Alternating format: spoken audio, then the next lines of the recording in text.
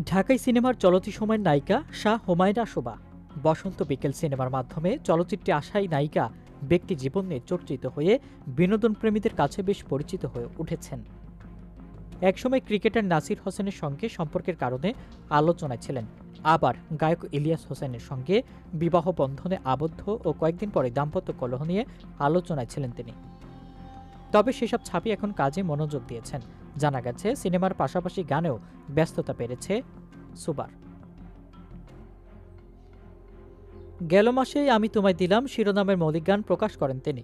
বুধবার ৫ ফেব্রুয়ারি বিজ্ঞাপনী সংস্থা আরবির ক্রিয়েটিভ হাবের যাত্রা শুরু উপলক্ষে তারকাদের নিয়ে এক অনুষ্ঠান অনুষ্ঠিত হয়। সেখানে হাজির ছিলেন সুবা।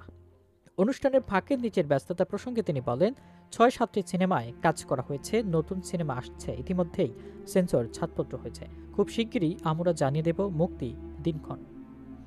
গানের ব্যাপারে শোভা বলেন, ১ থেকে ২ মাস পর পর আমার গান গাওয়া হবে। ঈদের জন্য নতুন গান রেডি করছি, সামাজিক গান হবে, পরিবার সহ শোনা ও দেখাও যাবে, তবে টুইস্টেবল। সালমান খানের সঙ্গে করার ইচ্ছা শোবার। কথা জানিয়ে তিনি বলেন, আমি আপাতত চাই সালমান খানের সঙ্গে দেখা হোক, মাঝে মাঝে দুবাই আসে প্রোগ্রাম করতে, সামনেই একটা ডেট ফিক্সড করছি, সালমান খানের সঙ্গে তারিখ জানিয়ে দেব।